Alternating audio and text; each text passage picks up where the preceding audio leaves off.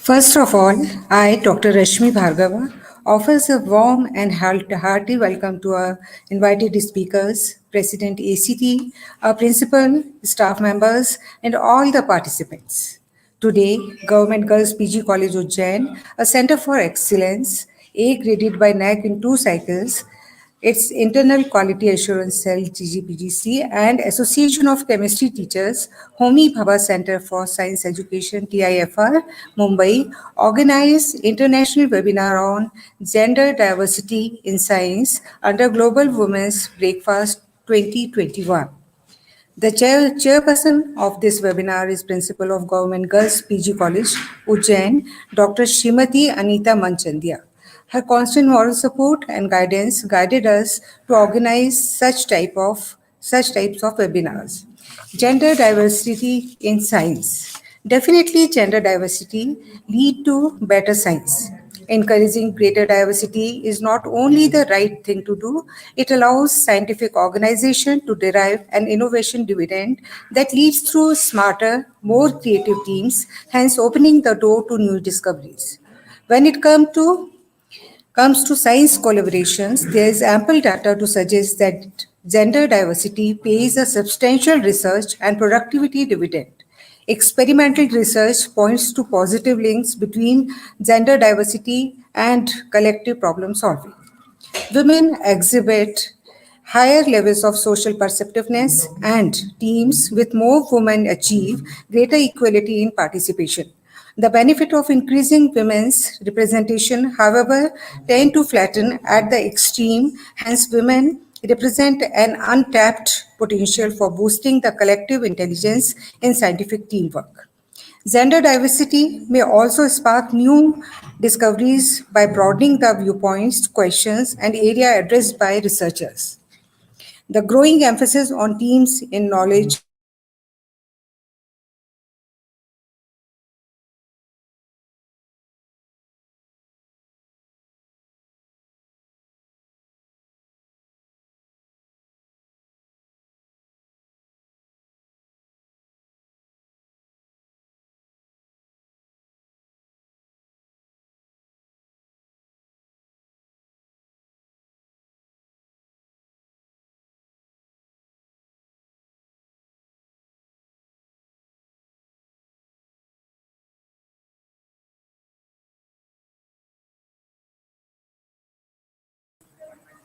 मैंने बाद में मोबाइल से चालू करा है लोगों से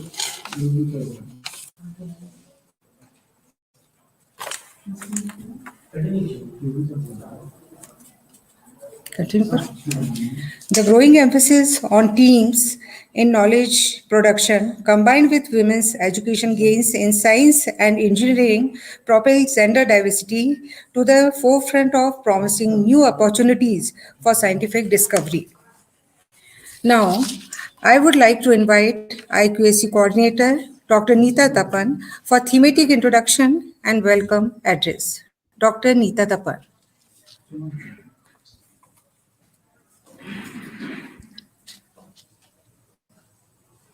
Thank you, madam.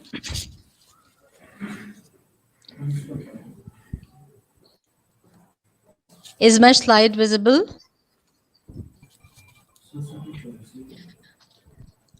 No. A very good afternoon to all. Yes. Is it visible? Yes, ma'am. It's visible. Oh. A very good afternoon to all. Today, this international webinar, Enabling Gender Diversity in Science under the Global Women's Breakfast 2021 of IUPAC, explores 3 pertinently interconnected questions. Why are there not more women scientists? What would scientific inquiry and subject matter consist of if there were equal numbers of male and female scientists? And what can be done to make this possible? Therefore, we can be interested in women in science and their participation and how many are here and there. But what is more important regarding gender equality in science is to harness the creative power of gender analysis to discover new things. Obviously, science too is a social construct, and this likelihood has to be explored that full equality for women in science would profoundly alter the structure of scientific practice itself. As we note that the women are looked upon beyond caste, creed, color, ethnicity, religion, or nation as a species who is discriminated against universally, not to mention that if the world has Marie Curie, it also has Rachel Carson, who revealed the unregulated use of DDT and other pesticides by the chemical industry in her book Silent Spring, would have gotten a PhD in biology from Johns Hopkins University, but was overburdened with 3 jobs to support the family and the responsibility of caring for her mother. And the challenges are more or less similar across the borders. Still, an international webinar adds newer horizons of experiences, ideas, and solutions to the issue of gender diversity in science. Besides other faculties, Government Girls Postgraduate College Ujjain has been serving as a pioneer Government Institute of Female Education in the Faculty of Science since 1958 in the state of Madhya Pradesh in India. So today's theme assumes even higher significance for the girls who flock as a sole gender in a large number in the educational institutions, but may face stereotypical challenges later in their career. Finally, few PAN recommendations can be considered for enabling gender diversity in science, like documenting gender discrimination, monitoring the gender pay gap, promoting research and teaching on gender issues, supporting early stage career development, promoting work life balancing, overcoming gender stereotypes in science, supporting women to attain key positions in the practice and the management of research, increasing women's influence in innovation and science society relationships, and so on and so forth. Now, since just 2 days after, we have 11th February, which is the International Day of Women and Girls in Science. So we hope that the deliberations in the webinar by our distinguished speakers will help our students and all those connected with this event to blaze their own trail in the field of science for the larger benefit of the society. The realization that all your efforts to open the door will one day also benefit others will surely make your personal achievements all the more satisfying. The Internal Quality Assurance Cell and Chemistry Postgraduate Department of Government Girls PG College Ujjain and Association of Chemistry Teachers Homi Bhabha Center for Science Education Mumbai extend a warm welcome to our eminent women guests who opened the door and are actively contributing to the field of teaching and research in science. Dr. Uma Sharma, Professor, Supra Molecular Lab, School of Studies and Chemistry, Vikram University, Ujjain, Madhya Pradesh, India. Dr. Rosalie Hocking, Senior Lecturer and Deputy Department Chair, Chemistry and Biotechnology, University of Technology, Melbourne, Australia. Dr. Archana Singh, Associate Professor, ACSIR, and Senior Scientist, CSIR, Advanced Materials and Processes Research Institute, Bhopal, India Alexander von Humboldt Fellow. And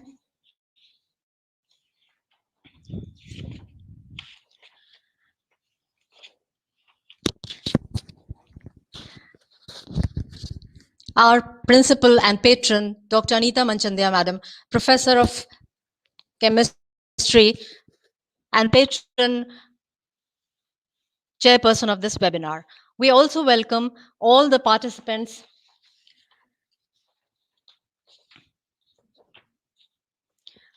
heartily welcome all the participants and delegates, and especially the women associated with science who have joined us today, and we hope that they do benefit from this webinar.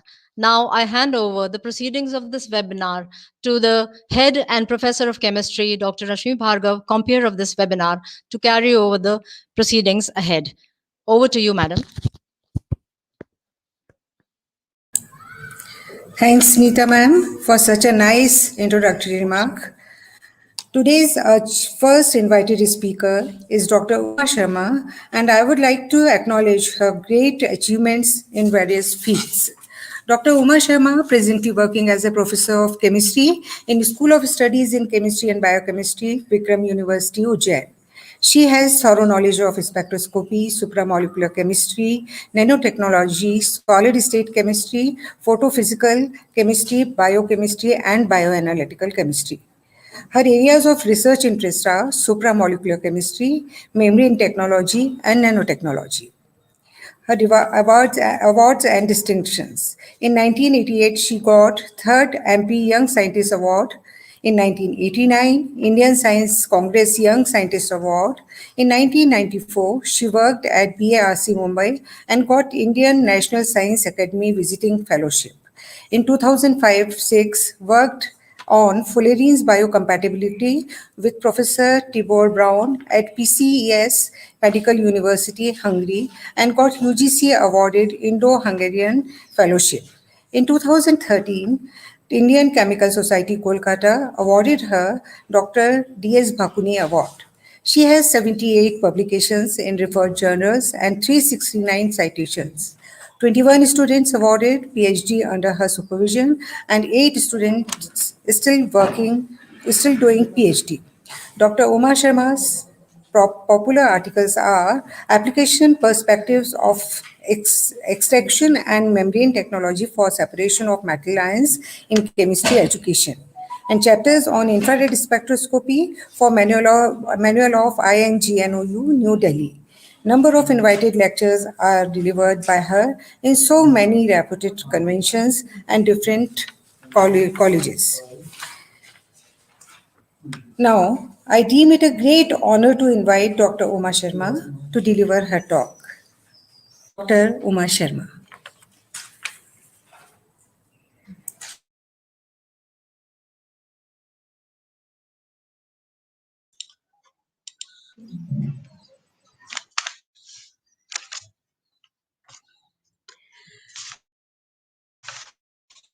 Good afternoon to present this international webinar, and ma'am आपकी voice proper नहीं आ रही है. thanks. Uma ma'am, हाँ, फिर से थोड़ा जोर से बोलते हैं. मैम आपका पिक्चर भी क्लियर नहीं है और आवाज भी क्लियर नहीं आ रही है. ठीक है भैया.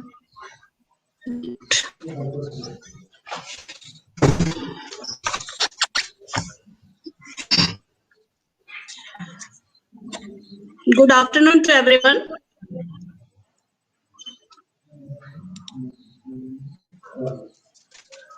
I am thankful to organizers and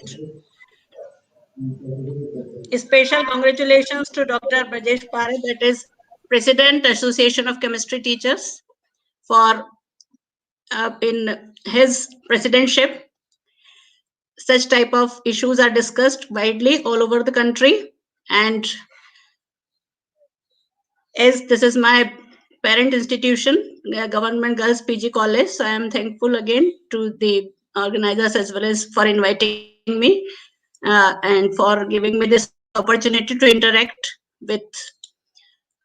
Now, as the positive time is there and we are already late, so I am directly coming to the point. That is, the topic for this webinar is Enabling Gender Diversity in Science. And this is the Women Breakfast Challenge. Everybody knows about this. So in my opinion, why is there a need to discuss this topic globally?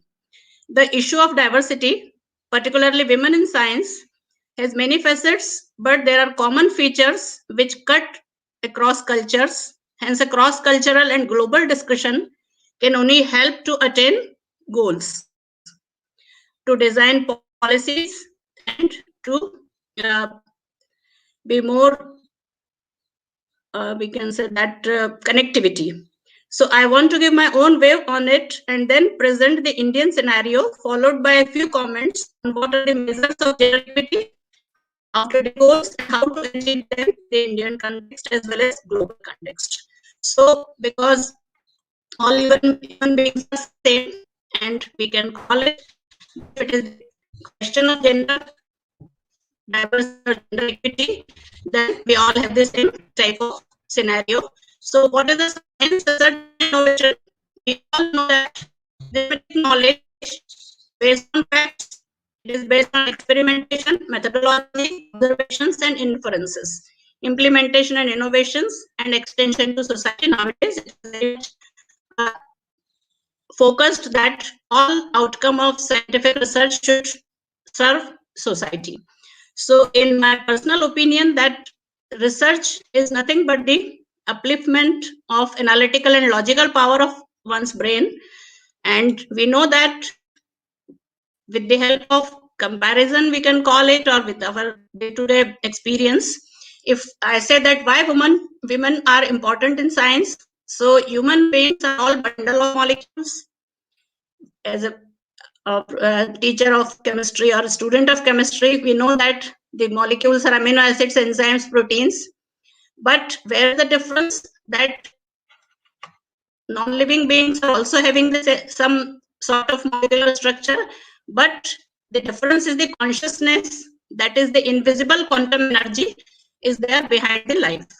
So the basic building block of men and women are same, but the difference lies in genetic code that reflects in special characteristics of women as intense emotional feelings, strong determination, compassionate, many more characters may act as driving force to create, and the important is she is the mother or the creator.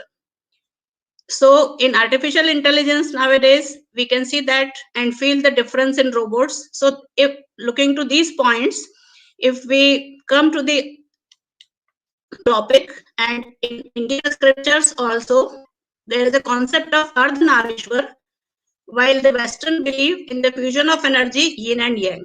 So the manifestation of energy and also the complementarity. So this oneness of all creation is there in terms of molecules or chemical nature. In spirituality of material, there is the brotherhood in all men and women. But as far as science is concerned, then we have to think over for certain specific qualities or the discrimination which is natural between men and women, and which leads to certain wonders. And few examples are that in 1865 to 1887, the Anandibai Joshi, the first Hindu woman to obtain a medical degree in US at the University of Pennsylvania. Her thesis was on obstetrics, as she lost her child at the birth at the age of 14. So she learned alphabets at the age of 12 and then went to US in 17, 18 and all that. So what I mean convey that at that time in 18th century, we can see that besides all shortcomings, we could see the of the feelings and compassion of women, she achieved this. Similarly, we can have the example of Janaki Ammal. She is GC 1931 founder fellow of Indian Academy of Sciences, first Director General of Indian Zoological Survey, civilian honor Padma Shri. She is a renowned botanist. She was a renowned botanist and plant cytologist who made significant contributions to genetics, evolution, phytogeography, and ethnobotany. So this is also the early 19th century example. So what I mean to say that nowadays there is a more point of discussions and platforms we have, but besides that we could quote such type of achievements by our great scientists, women scientists. So the reasons for the dialogue, that is diversity, maybe racial, gender, geographic, among practitioners of science is small across all sciences. Is that necessarily bad? Yes, it is certainly not the optimal use of humanity, intellectual potential. Diversity can only be good for science, for any creative activity. And that changing economic realities means, at least in India, that the number of women participating in science is going to increase even more. Important efforts will make this more efficient and more effective. As far as diversity can only be good for science or for any creative activity, so we can say that the science or the driving force for any invention or creation or thought is energy. And accordingly, in Indian scenario, the presence of women students in schools and colleges is very high. Their level of achievement, intellectual IQ level is also very high. But however, the participation of women in research in science is very low. The presence is high definitions of academics, representation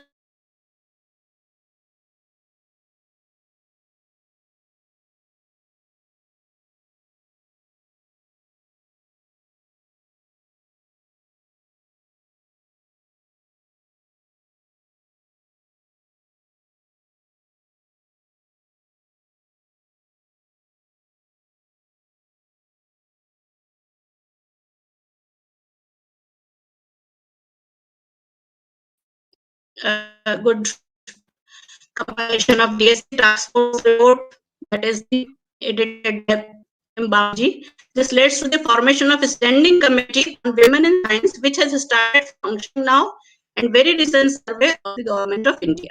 And we can say that the report brought out by the Indian National Science Academy, INSA, Mehta Bamji, Rohini Godbole.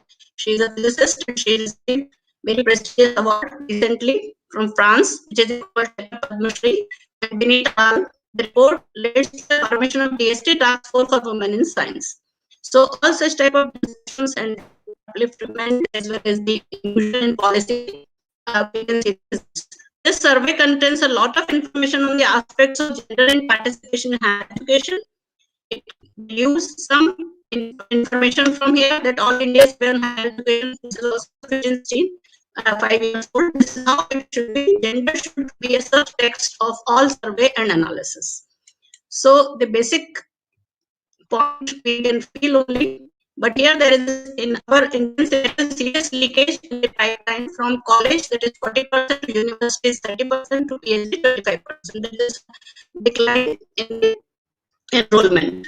To successful scientific career, only 10%. So in India, the need seems to stop this precipitous drop after PhD. And there are so many social as well as working conditions, but nowadays the concept of flexibility is there, the concept of maternity leave is there, maternity leave is also there. All these are, I hope that they will increase participation and the percentage of women in scientific institutions. Increased spending on science is advocated and envisaged by almost everybody. One of the issues is human resource development. We cannot afford to then not to develop this human resource. This is not the drawback. So in case of trained human resource is its development.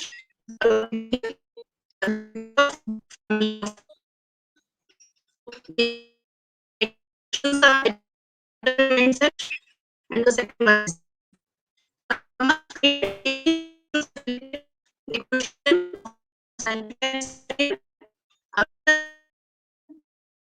idea family balance needs to spread to parents, the family and colleagues, so that the acceptable option address gender imbalance from an early age, proactively young students like science olympiadships, offer financial independence through fellowships. And fellowships are not only the monetary or some rupees, all the prestigious will increase the confidence or desire confidence of scientists to work in this field. And I love science as well as chemistry because chemistry based on something is there, we will analyze and if compound or molecule or whatever system you have developed, you will not get it. So based on the facts and this the research in science field is based Excuse on me, such type madam. of facts, and that will Madam, give excuse me. the encouraging and Bhargav ma'am क्या करेंगे इनका?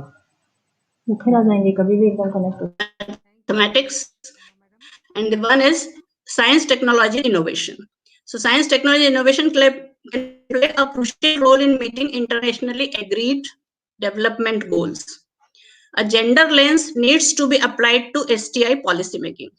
So this gender lens we can have, and I would like to draw the attention of audience that two terms are there: science for women and women in science.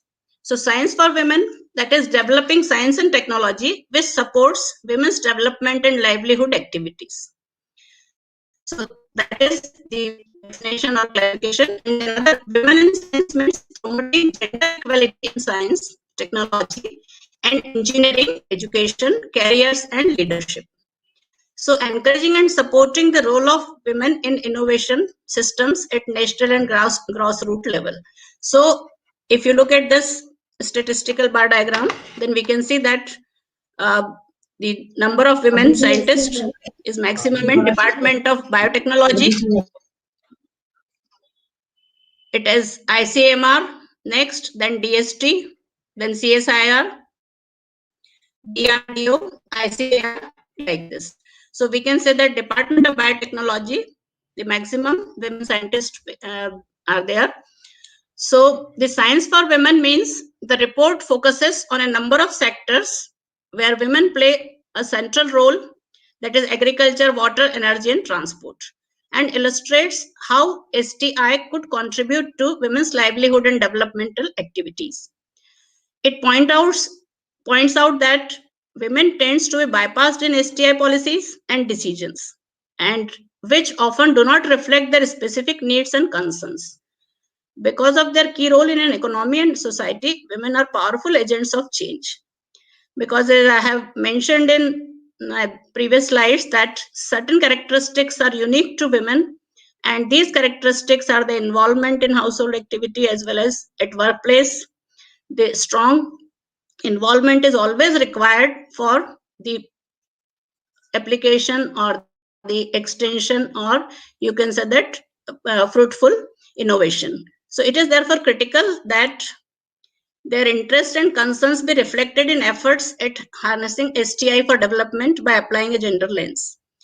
Means more and more women contribution, if they are included, if the women are included in policy making, then we can see the results. For instance, women in agriculture play a prominent role in food production, processing activities in developing countries, but they have limited access to resources that could increase the quality and quantity of their output. So the participation of women in science can increase their contribution to society, because among other things, they could influence the agenda for science and technology, research and development. Because the viewpoint may differ for a certain problem as well as its solution or innovation. If we take the survey from male as well as from female, and with the blend of these two, as they are complementing each other, we can get better results or the best results, we can say. However, at present, a gender imbalance is observed in S&T education, which favors boys men in 3 out of 4 countries worldwide that report on intake ratios. This is often due to barriers such as inappropriate school environment for girls, safety concerns, teaching methods that favors boys and what. But this is not nowadays, this is not much big issue, because most of the schools and educational institutes are having more intake of girls in comparison to boys as far as the basic courses are concerned. So additionally, there is a decreasing representation of women in society. So I'm just skipping this. I will come to the Department of Science and Technology. Most of the students are knowing, and participants for the information, that have started Women Scientist scheme, mean to encourage women scientists, directed at those who had to take a break in their career for many reasons. So this is very good scheme, and many of them, such type of the students or PhD scholars which have left their research work after, due to family issues, but after a break they can join and they can contribute to the development of science and technology in our country. So on the basis of this, the study of stories of women like Marie Curie, because nowadays everything is already available on internet and many of us are knowing, but the point is that all supremely confident of their science and also enjoyed their science, that mental support was essential. Attitude of the community is not always helpful for women to conduct a career in science, but more sociological than academic. Academia will normally both to supreme achievements. So nonetheless, sociological biases leads to illogical obstacles, imaginable that this can be a major cause in other cases. Even if academic achievements were appreciated, here seems to be a bias in recognition and awards coming women's way. But in my personal opinion, nowadays scene has changed. If some work is done with honesty as well as with the integrity, then always you will get fruit sooner or later. So it is not the question of men and women. if we are putting our wholehearted efforts to any task, then definitely you will get it. So an obvious conclusion which is made by the great physicist at IISc Bangalore, in conclusion, it is her conclusion which I liked, that in conclusion, let me just assert the following. Basically, so I want to share, basically consideration of how to increase the tribe needs to be always in mind of powers that be, and not just restricted to days like International Day for Women, Girls in Science, Science Day, International Women's Day, such type of webinars also. Then and only then can we come up with solutions. A day will come soon when we will just speak of scientists, engineers, and not their gender. The way to achieve this surprisingly goes to the path of being aware of the gender and gender gap for a while. So basically, the point or the gap is that besides all these theoretical discussions, webinars, task force, the important feature is their implementation in a right way. So in India, the participation of women in studying science, for that matter, in teaching science at all level is not low at all. However, the number of women doing science is certainly not commensurated with the participation in other two aspects. And further, even if it lays one considered decision-making position in this context. So all this is just one more point I would like to say, that is that, 1 minute. This is the important point, that science for women and women in science. So if we are having the more participation of women in science, then the implementation, innovations, and the extension to society will be more strong, with the basic difference of the liabilities of men and women in life. So with all, I would again like to thank the organizers, the principal, Dr. Anita Manjanya Madam, Dr. Nita Tapan, and all faculty members of the Government Girls PG College for inviting me. And thank you so much, and wish you all the best for the implication of this. Thank you. Thank you very much, ma'am. Thank you very much for your interesting address. Due to some network issue, we could not enjoy the madam's lecture properly. But now, continuing the... Not hear you very clearly. आपकी आवाजें बहुत कम आ रही है, पता नहीं, यहाँ से तो ठीक है सारा नेटवर्क, और ये जो है आपका इंटरनेट, पता नहीं, चलिए आपकी आवाज भी मैडम बहुत कट गई, चलिए अब तो हो गया. Now for the introduction of our next speaker, Dr. Rosalie Hocking, who is going to be connected with us all the way from Melbourne, Australia. I would like to call upon Dr. Samina Qureshi, Professor of Chemistry and IQSC member, GGPGC. Now, Dr. Samina Qureshi. Thank you, madam. Good afternoon, everyone. We are highly delighted to welcome the next speaker for today's session, Dr. Rosalie Hocking, the Senior Lecturer and Deputy Department Chair, Chemistry and Biotechnology, University of Technology, Melbourne, Australia. Dr. Rosalie is an intellectual chemist who is involved in dynamic research. Her research is aimed at the department of electrochemical devices to make commodity chemicals like hydrogen and ammonia from solar derived electricity. Her work makes extensive use of Australian synchrotron and involve use of X-rays to find out how new materials work. She is also researching the development of cheap sensor devices that would provide instantaneous chemical information important in applications like asbestos identification on building sites. She completed her PhD in physical and inorganic chemistry from the University of Sydney in 2004.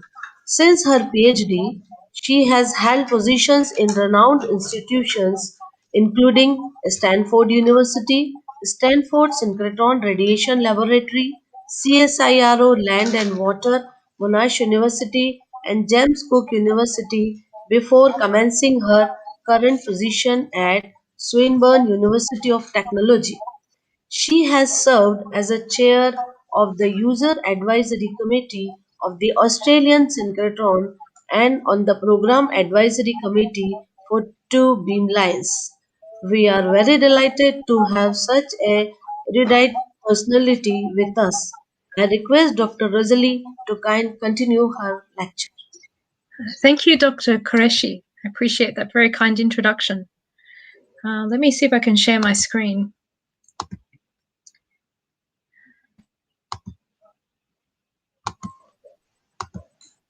So,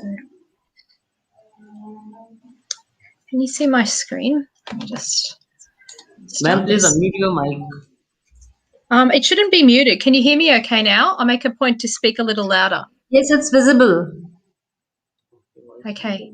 So thank you for the kind introduction and the opportunity to speak. And actually today I didn't want to talk too much about my research. I wanted to talk about my experience in science as a woman. So I really care a lot about science and I care a lot about our future in terms of the environment. So I see there are many global issues out there. So we have global warming, water pollution, environmental contamination. We want to return the planet to our children as we found it. We want them to have enough food to eat and we want them to have places to live. Okay, and these are urgent global problems that need to be addressed. And they need to be addressed no matter where in the world you live. And I think it is extremely important that we understand that firstly these problems haven't been solved, as in nobody's figured them out, right? And probably to figure them out, we really need diverse teams and we need people who have different perspectives, people who can understand the issues well enough to influence government, population, popularity. And I think it is extremely important that we actually get those diverse perspectives. And it is also, if these are problems we need to solve. And so we really need those diverse perspectives so that we can actually think about solutions to those problems. It's already been mentioned today, and I think as scientists, it's important that when we talk about issues of gender equality, we do so with the foundation of science. And a lot of research has been done in terms of policy and practice around science. And you might say, well, why do we care? Does it matter if all the science in the world is done by, white men in, rich countries? And actually, it really does matter that the science is done by diverse teams in different places, because those diverse teams provide unique perspectives on practice. And it's been shown in many public companies, in many businesses, that diversity leads to, if you're trying to make money, it leads to increased profit. And I certainly believe that in science, it leads to increased innovation. And so it leads to better solutions for companies. But I also think as academics, if we're going back and trying to address some of these urgent global issues, it's going to lead to actual solutions. I think gone are the times where science is done by a single person isolated from the world. Science is done by diverse groups of people, or science is done by groups of people who are dealing with what are quite complex issues. Because I'm speaking to you from Australia, I thought I'd share a little bit of the Australian perspective on this issue. And I wanted to speak a little bit about things that I actually don't necessarily normally speak about. If you go to a Women in Science event in Australia, one of the first things they show you is this diagram. So in universities in Australia, we have slightly different ranks to universities in other places, but it essentially goes, you might do your Bachelor of Science and then honours, a PhD, and we're sort of reaching gender equity. And as soon as you start to reach academic ranks, we start to see this splitting of male and female staff. And I think people knew this for a very long time, and it's only probably in the last decade or even more recently than that people started to care, I think, more about this. And particularly as we've increasingly realised it is an issue of equity, but it's also an issue of innovation. So as the other speakers have alluded to, if we're losing a large percentage of our population, that's bad. But I think the issue is also beyond that. I think women think very differently to men. So if we have, or not all, every woman is different to every man, but we have people have different perspectives on problems. They have different ways of addressing them. And so if you have the most diverse team, the people who are different ages, people who are from different ethnic backgrounds, people who are different genders, you have the greatest chance of actually trying to address that. But I think academia, like a lot of other institutions, is very traditional in how it is set up. So if you want to get a job in academia, I'm sure it is exactly the same in India. In Australia, it is very, very competitive. And so there's a whole lot of things that you can do that would probably increase your chances of getting a job in academia. And not all of them are terribly conducive to, you know, having a family and doing many of these other things that people do in their life. Someone pointed it out to me once, and I think it's true. A lot of institutions have a classical male hierarchical structure. So you don't think of a university as being like the army. And in the army, you've got, you know, a sergeant, a drill sergeant who tells everybody what to do. But in a sense, universities are very much structured like that. They're structured, you know, you have your junior staff, your more senior staff, and there's a real ranking to them. And I think someone pointed this out to me, and I think it's true. I think that is not naturally how women do business. Women tend to do business in a very flat hierarchical structure. Everybody's equal and everybody can contribute. And so they don't necessarily naturally fit into that kind of chain of command type classical structure. And in current institutions, you're almost forced by inheritance to actually go about doing that. So there's been, again, a lot of discussion in Australia about this, and we actually have some articles on it, and I've put some links to them in my slides, and you're welcome to access them if you want to. But, I mean, essentially, there's all these things you can do that, you know, increase your chances of getting an academic job. You might say you've got to publish more papers, but actually, I find a lot of the issue in academia is often to do your job, like teach all your subjects, for example, might be 40 hours a week. And then you need to then do research on top of that. And that becomes really, really difficult when you've got family at home, you've got kids, or you've got people who you've got to care for. And so there is a lot of complications in people achieving those things. And so there's this really nice article written by one of my fellow Australian chemist, Madeline Schultz, about some of the issues around women. So perhaps these are the issues from the perspective of an individual. And I suppose as I have worked my way up in terms of seniority in universities, I've increasingly understood how this is an issue from an organisational perspective. Now, in 2015, the Australian Institute of Science, our national science body, started to recognise gender equality as an issue, and they started to actually think about national guidelines for women in science. Now, I'm not going to say these are perfect, but they've still very much got a long way to go, but they've started to think about these issues for women in science. And so they've started to actually put a lot of pressure on institutions to actually show that they're doing something to increase fairness and increase gender diversity amongst their staff. And so there are challenges actually put forward for institutions in terms of trying to improve the gender equity goals of their institution. And I've got some of these things put into the diagrams here. So if you're going to have a policy around gender equity, then you actually need to put some policies in place, put some recruitment in place. You need to be very careful around legal opportunities. So I can maybe just comment on a few things here. So I've had a career and I've worked in a number of different places. So after I finished my PhD at the university, I went to Stanford, which is a really prestigious place in the US. So when I was at Stanford, one of the girls in my laboratory group got pregnant and had a baby. And she's an incredibly driven person, and she's now a senior scientist at a very big pharmaceutical company in the US.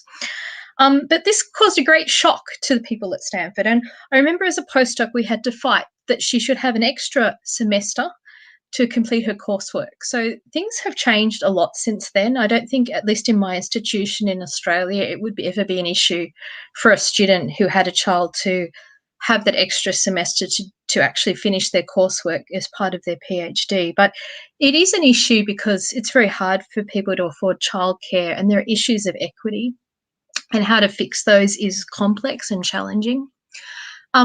in Australia, there is government subsidies for people who can't afford childcare. So it can be quite okay for an Australian PhD student. If they do have a child, they can get relatively cheap childcare. So there are increasing improvements in those types of things in Australia, which I actually think are really important for women in terms of keeping them in the workforce, not just in the scientific workforce, but in providing equity for women across the workforce.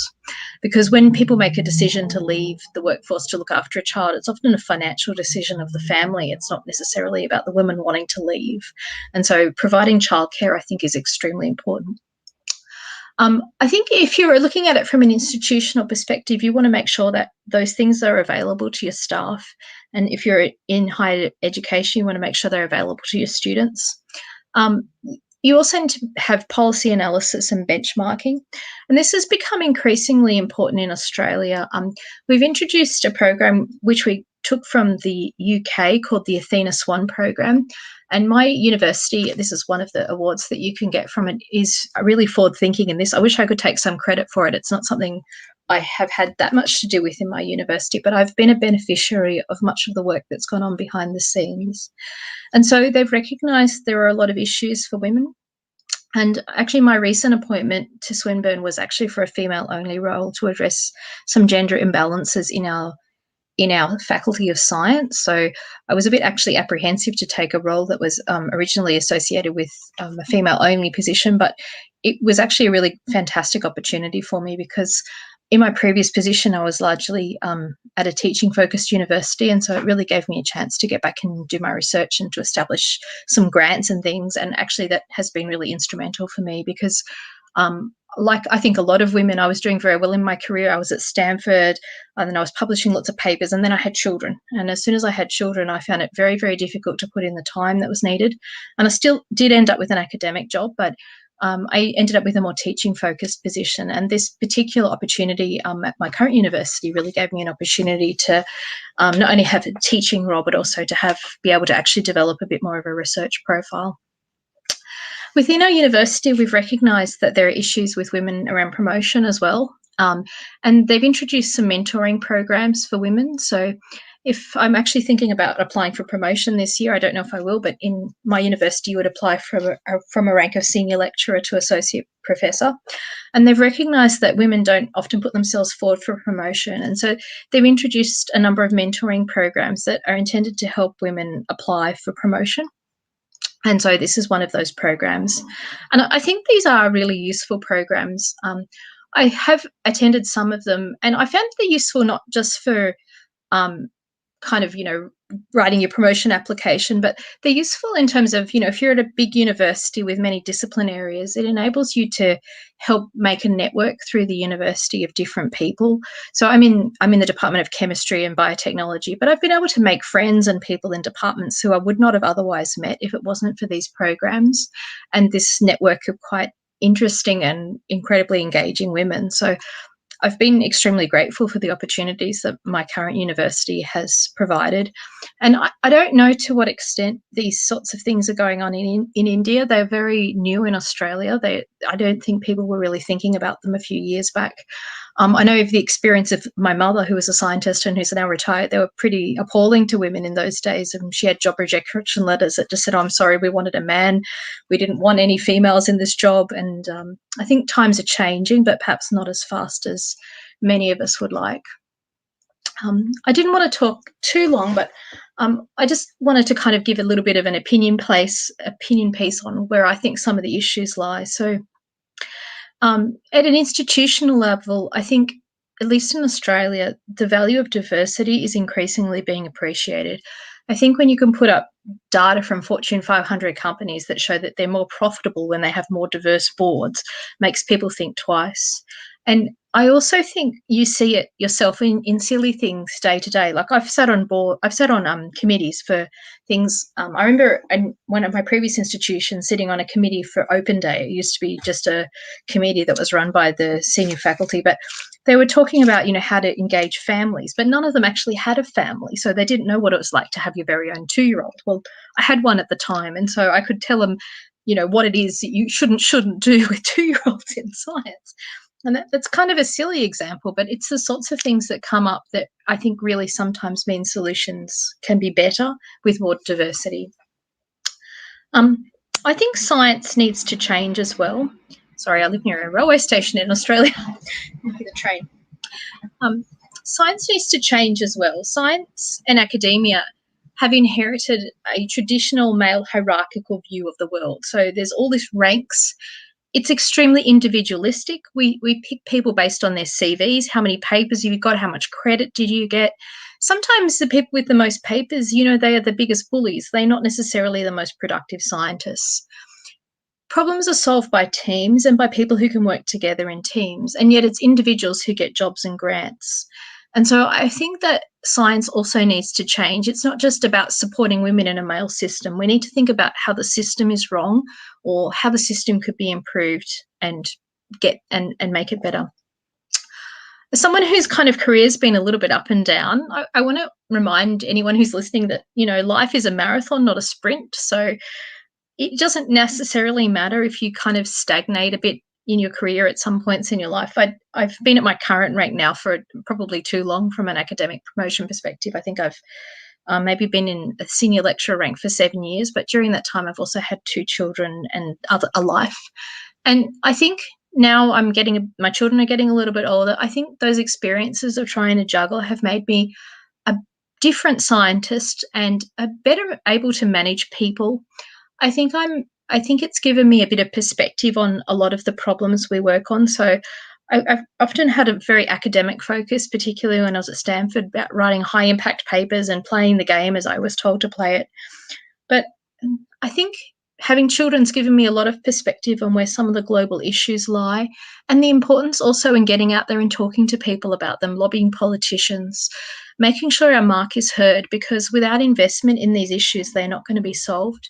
And I think it's our role as scientists not just to do great research, but to get out there and to communicate our wisdom and to find ways to talk to people.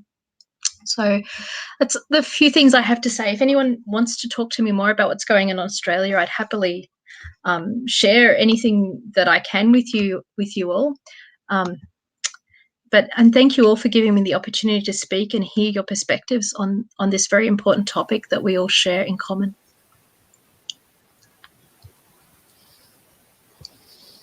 Thank you very much. Thank you very much, ma'am, for your very nice, vibrant, explanatory and thought-provoking address. We've enjoyed a lot. And also, thank you for gracing today's webinar. Once again, thank you very much. Now, I would like to invite Dr. G.T. Agrawal, Professor of Chemistry, to come over here and give a brief introduction to our next speaker, Dr. Archana Singh. Dr. G.T. Agrawal, sir. Thank you, madam. Good afternoon, everyone. It is my proud privilege to introduce Dr. Archana Singh, Associate Professor ACSIR and Principal Scientist CSIR in Advanced Materials and Processes Research Institute, Bhopal. Madam has keen research interest in material science, electrochemistry, catalysis, renewable energy, and materials for water treatment. She is a gold medalist in MSc Inorganic Chemistry from Vikram University, Ujjain, and got PhD degree from Monash University, Australia. Madam has been rewarded JRF, Alexander von Humboldt Fellowship, Germany, IIACR Postdoctoral Fellowship, Bhopal.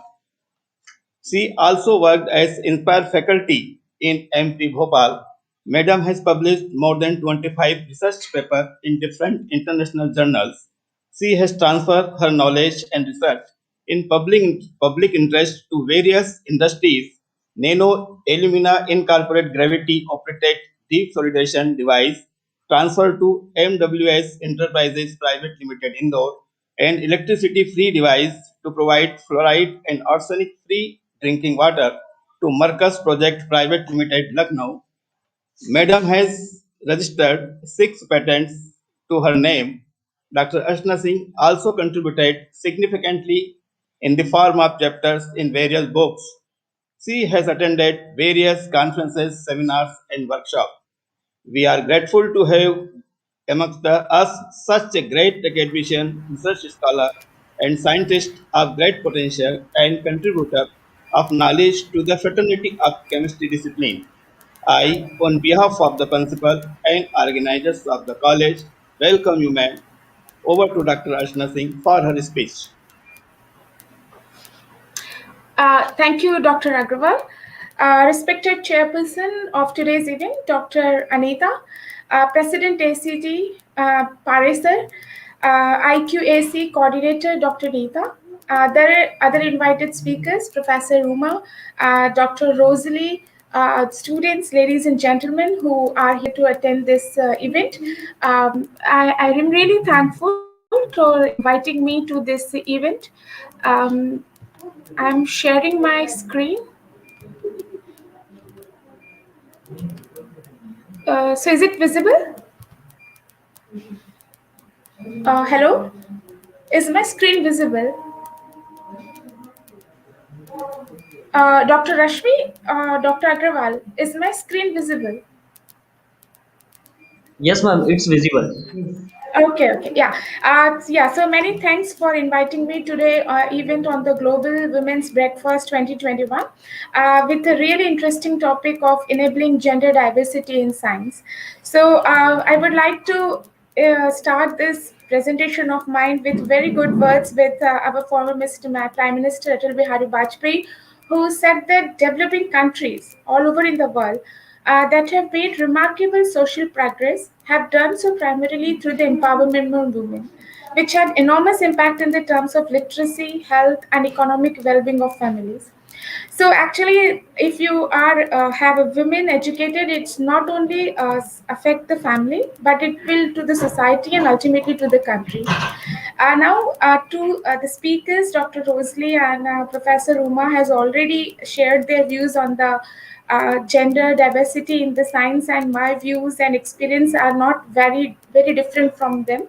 So and it's as has been said by Rosalie that the views and the situation of this gender diversity is same all over the world.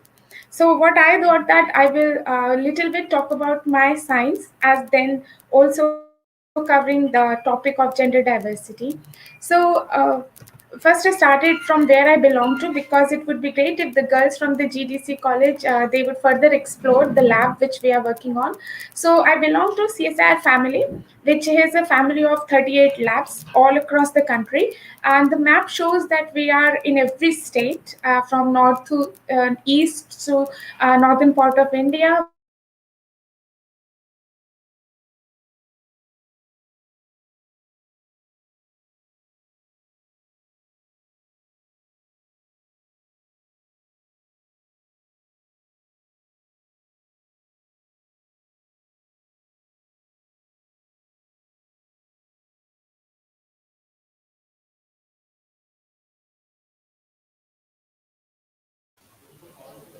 Ma'am आपकी आवाज नहीं आ रही है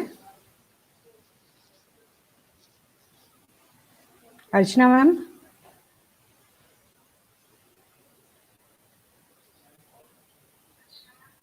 there is some network issue again.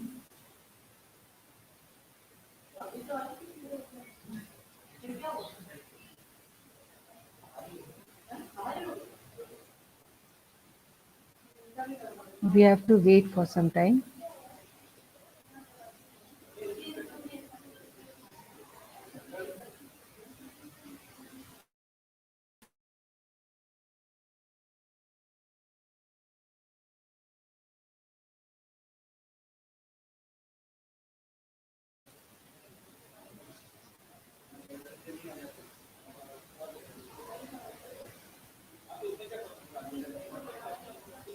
Participants, kindly have the patience.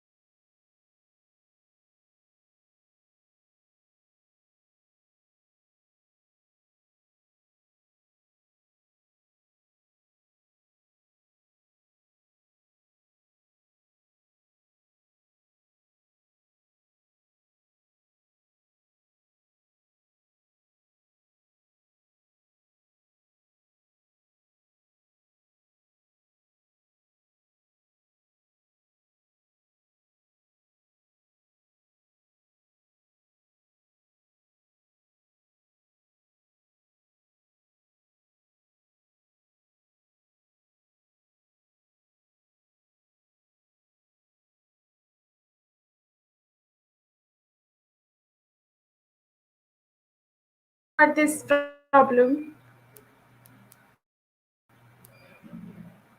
Hello? हाँ Yes, ma'am. ma'am, I'm back. मेरे computer में कुछ problem था, so I'm back. Can you see me now? Okay. Yes. Yes. Yeah. Please continue. Yeah. Sorry, sir.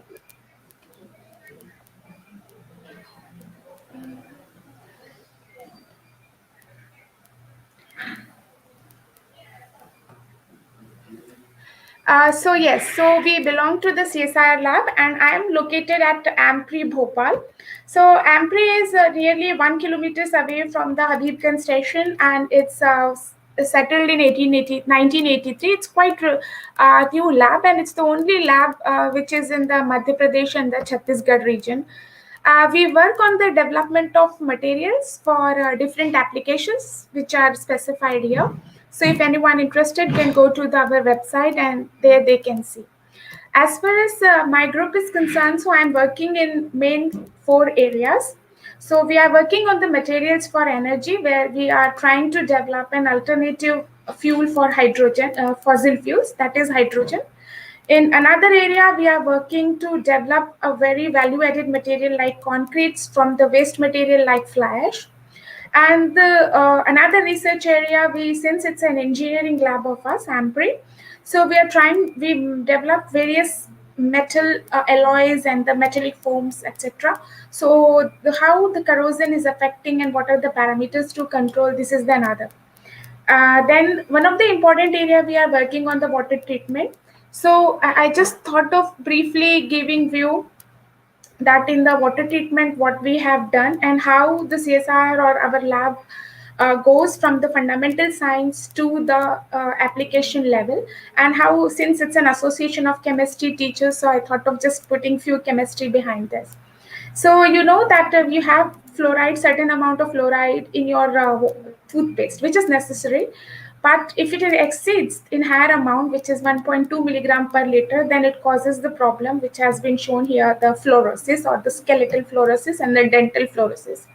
Now, in India, unfortunately, since most of the people are based on the groundwater for their drinking purpose, so 117 lakh people are affected by this fluoride affected water. So this is a huge issue at all. Now there are many number of problem solutions which has been there, but where we interested was on the absorption based technology. So I would, given the time stream, I will not go why absorption. If some student or someone is interested, they can always ask me or contact me by email later on. So what our idea was, whatever adsorbent which is developed, which is present in the market, it's of very high cost and very low efficiency. So since we are material chemists, we started digging out that how we can develop an efficient material with a high surface area in a very cost effective way, because the techno-economic feasibility is an important parameter for any technology to be developed. We developed this indigenous process. We also got patented, and we really find out a very good fluoride and arsenic removal efficiency. But now we have the material. What next? You cannot take this material to the end user or to the rural area where they need it. So we developed this nano coating technology, and then we have this device and the cartridge, and the device worked efficiently at the lab level. The reason behind it, it's because of the high surface area, low particle size, and the very defined pore size we were able to get. The overall process was very user friendly, which is doesn't require any electricity. The I'm telling about electricity requirement for the device. For synthesis, we do need electricity, but device operation you don't need it. Then is the proper waste management. We did a proper whatever the adsorbate we are developing. Then RO has a problem that it doesn't retain essential mineral ions. So in this, we check that all essential mineral ions are remain. So these all things were very good. Then we have this device we tested in the lab. Now in lab, what you do that you prepare your water with known concentration.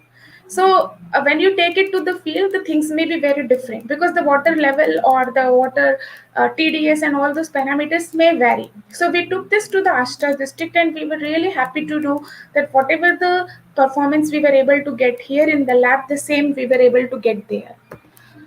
And similarly, we did for arsenic in the Gorakhpur district. If you will see the Ghazipur district, sorry, there is a Karkatpur village which is known for its arsenic contamination. And this device worked very efficiently there. As has already we already transferred this technology, and very recently on this January 1, 2021, we transferred this technology to another industry, which is Ibis Nano Peripher Limited. And now we are also going to install it to the number of villages to the Dhar district. So actually, I told this story or this to so that whatever the students, if they are listening, and they can understand that how basic science play a very important role in the material scientist or in the designing of the technology, how the basic science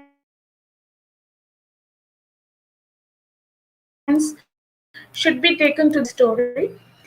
This is just now we have come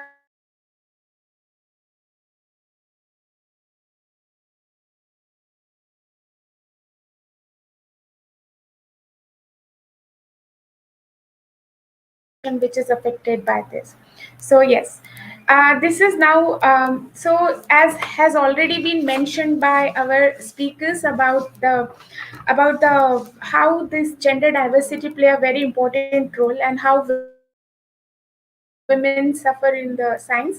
But I just thought of putting the inspiring story of two women in the science, specifically Indian women, because I'm talking about the Indian scenario.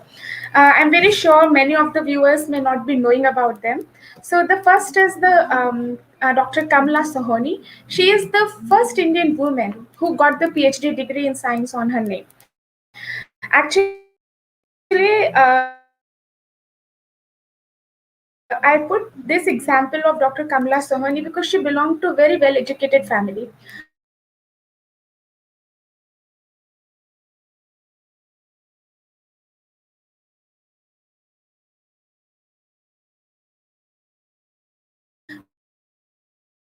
Her father and brother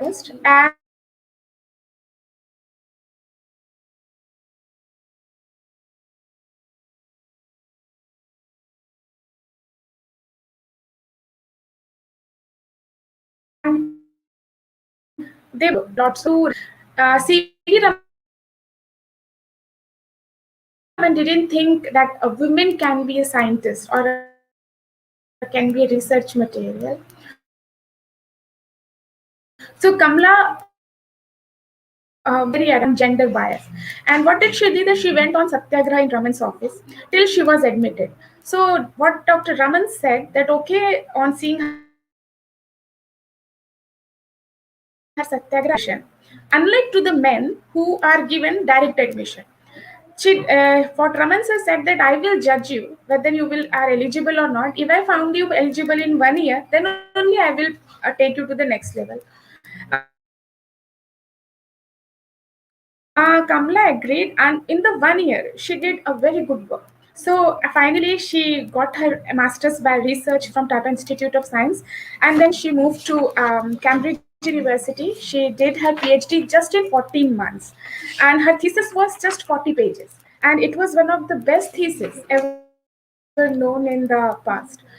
So that's how she became the first Indian woman on whom the title of PhD degree was conferred, and it was really it's really encouraging how the even from well-educated family she had to struggle, but she came out of all odds and she managed to get it. So the another story, I think Professor Uma has already shared, but so I will not cover much about Anandi Gopal. But she was the first girl who has got the first physician, Indian Hindu physician, I would say, age of 22. But she still today inspires many Indian women girls, and there are many stories to say, but because of the time constraint, I would not cover a lot. But there are many stories to say and really encouraging things. But still, the problem exists. Whatever the positivity you try to bring in yourself.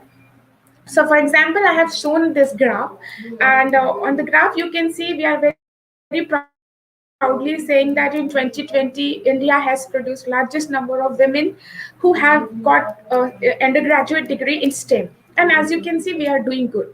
But if you will see, okay, in undergraduate level, we have good students, but when it comes to the as a faculty members or researchers, as has been mentioned by Rosalie also, that out of the total people in the faculty members or researchers, even in the top institute, only 10 to 15%. So what happens from undergraduate to the when it has to go to STEM? This decline is really worrying, and I am really good that the platform like take these will further intensify this debate, and we will make come out with some solution. However, with my experiences, I tried to say what is the reason for that. So I think the first reason is social conditioning. Social conditioning means the environment where you are brought up, where the parenting is an important parameter. So when you are treated gender bias, then it's a problem. Though I am very happy that in India these things are really going less. Then caregivers, definitely by default we think, and it is assumed that you have to take care of the children and the family. Doesn't matter if you're doing work or not. So that is the problem that women back in the early stages of their career. Then the third is the marginalization. Uh, you suffer this problem, like your career review process or the even appointments. Even if you do some progress in your career, you have said that, oh वो तो women है इसलिए उसे मिल गया. Many times you say hear that. Similarly, the work environment, like for example, it is our policy that if you have in an institute this much percentage of women, then you should have daycare center. But these policies are never implied. I think very few institutions in India use this policy. So these are the few factors. I think what I have to say that we are really getting back in this. But then what is the solution? I really don't know what exactly the solution. In my view, it is the women who herself has to decide that what she has to do. It's all in her hand. But some of the things which really can do, like mentoring. So if from small place, if someone is coming out, then they should mentor the other girls. Like they should tell what are the opportunities. They should confidence building, work life balance. There should be flexibility in timing, which I would say we, especially country like India or even Asian countries, lack. And then whatever you are doing, you should be given the recognition that will motivate you. So these are the few possibilities which may help, or which may help to women to get associated in the continue their research in the science. Finally, I would end up with saying that again, as I said, that no doubt there is a problem, but it's all in the hand of the women. How strong she is, or how determined she is, she has to take the decision. And as Anandi Gopal has written few lines in her letter, that you have the challenges, but be grateful for challenges, because had there been no difficulties and no thorns in the way, then man would have been in his primitive state and no progress made in civilization and the mental culture.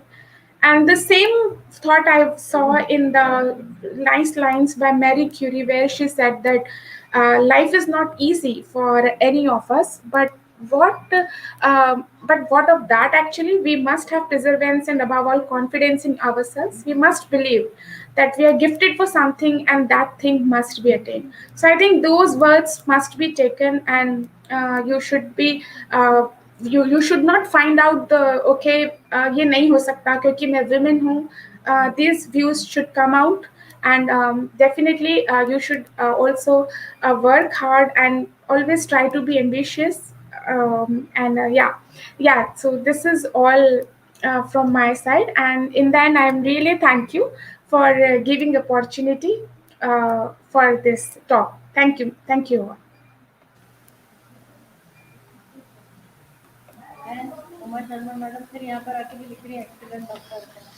Thank you. Thank you very much, ma'am, for the very nice, vibrant, explanatory, and meaningful lecture. Thank you very much. Now, I feel delighted to call our chairperson, patron, and principal, Government Girls PG College Ujjain, Dr. Anita Manchandia, for presidential address. Ma'am, Dr. Anita Manchandia. Thank you, Rashmi. Respected guest, Dr. Uma Sharma, Dr. Rosalie Hocking, Dr. Archana Singh, and President Association of Chemistry Teachers, Dr. Brijesh Pare, who have not joined due to some reason, and all participants. As we all know, gender roles were largely deterministic in the 18th century, and women made substantial advances in science. As of 2020, 57 women have won the Nobel Prizes, and a total of 58 Nobel Prizes have been awarded to women. As we know, Marie Curie won it twice, once in physics and once in chemistry in the year 1903 and 1911. Out of 57, 17 Nobel Prizes have been awarded to women in physics, chemistry, physiology, and medicine. For too long, discriminatory stereotypes have prevented women and girls from having equal access to education in science and technology. They deny women and girls the chance to realize their potential and deprive the world of the ingenuity and innovation of half the population. In India, at the school level, the girl students opt for science by choice, and this trend continues at college level. The number of women in teaching fraternity in science is also not worrisome. However, the number of men in scientific research outweighs the number of women in the field of research, and this gap becomes even more glaring as we move upward on the hierarchy pyramid. The gender lag is so huge that not just in position but for generations, the model used in biomedical research to design drugs and products for everyone has been predicated on the physiology of an average size male. As a result, gender, the biggest variable, has not been systematically evaluated and reported in the same way as variables like time, temperature, and dose, even in diseases that are female dominated, and so the female patients have suffered from multiple gendered side effects. Therefore, we can be interested in women and science and their participation and how many are here and there. But what is more important regarding gender equality in science is to harness the creative power of gender analysis to discover new things. We have to inculcate science and technology culture in a gender neutral way, but with special appeal to women and girls from early childhood to adulthood, from homes, schools, universities, and labs to take ventures, making it cool and making it second nature for them to embrace as a hobby, as a passion, as an academic pursuit, as a profession, sorry, as a profitable enterprise. Recognition and rewards from the start energizes the female. It is important that both women and men who are science and technology leaders mentor girls and women in all stages on their path to participation and leadership in science and technology education and careers. We must ensure that women's participation in innovation is not the exception, but becomes the norm. Now, such events like Global Women Breakfast have fortunately given global platforms to all, making it possible to discuss such issues of gender and science at the local level in every possible corner of the world. And we hope that this gender bias in science and technology will reduce soon, and we will have an equal representation of women in all fields of science. I thank all of our eminent guest speakers who spared their valuable time to connect with us and share their ideas and research work on such significant issues as role models. Thank you. Thanks a lot. Thanks a lot, respected ma'am, for such a nice message, meaningful words, and encouragement. Last but not least, at the end of this international webinar, I'm inviting Head of English Department, GGPGC, Dr. Hemant Gallo, to extend a vote of thanks. Dr. Hemant Gallo. Good evening, ladies and gentlemen. It's been a very enlightening session throughout. We had wonderful discourses on gender diversity, and the Department of Chemistry that organized this in collaboration with ACT, headed by Dr. Brijesh Pare, deserves first and foremost the greatest thanks for bringing this issue alive and making this issue a contemporary element of discussion. Proposing a vote of thanks could not be a mechanical thing, and so I'm trying to make it live as much as possible. This webinar, I express my heartfelt gratefulness towards the speakers first, because they are the backbone of this seminar. It was enlightening to listen to Dr. Uma Sharma. Her extensive research in the specified field of chemistry will go a long way for the scholar and faculty both.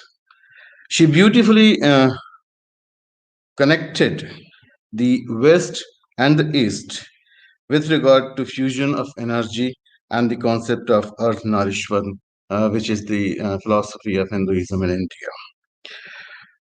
Quite an optimist in her approach, Dr. Sharma is going hopes that the participation of women in science is going to increase as time passes and fill up the gender gap which exists now. Next, Dr. Rosalie Hocking from Sinwan University of Technology, Melbourne, Australia, began her talk about discrimination of women in universities in Australia, which is not much up to the level of attaining the academic level, but which widens as you move on towards the career opportunities in the universities and educational institutes. For gender equality, she also is quite hopeful. She recommends some policies to be put in place for the attainment of gender equality. And Swan, which is again doing an incredible job in helping women in their academic career in Australia. She appealed that there should be change in science discipline with regard to male hierarchy in the system. She hoped that there will be time when systems would appreciate the difference instead of always criticizing the difference between genders. Dr. Archana Singh, senior scientist at CSIR, AMPRI Bhopal, discussed briefly but very impressively the contribution of Indian women in science and technology. She began with Kamla Sohani, Anandi Gopal, yet the current studies say that there is a status of outnumbering men in compared to women in science and technological research areas. She believed that mentoring, parenting, and recognition by the peers would help fill the gender gap and pave the way for gender equality. For all these beautifully constructive, creative, and inspiring thoughts, I extend my heartfelt thanks to Dr. Archana Singh, once again to Dr. Rosalie Hocking and Dr. Uma Sharma for their valuable discourses, for their encouraging hopes. Finally, Dr. Manchandia, whose leadership had been always encouraging the staff at Government Girls PG degree, College Ujjain to organize such creative and constructive webinars on this platform. Dr. Pare, in absentia, deserves a thank because it was his initiative to bring in SET as a collaborative partner in the organization of this webinar. All those eminent not just guest faculty, all those faculty in the college who introduced the honorable speakers, Dr. Samina Qureshi, Dr. Nita Tapan, Dr. Rashmi Bhargava, who conducted and compared the program, deserve mention and heartfelt thanks for their contribution for the successful organization of this webinar. I will be failing in my duty if I do not mention the technical staff, Mr. Vivek Dubey, who has been on the back of all the arrangements, beginning from systems to the breakup of internet and then restoring all those things back to track. Thanks to Vivek. Thanks to all participants who made this event a successful and memorable one. Thank you, one and all.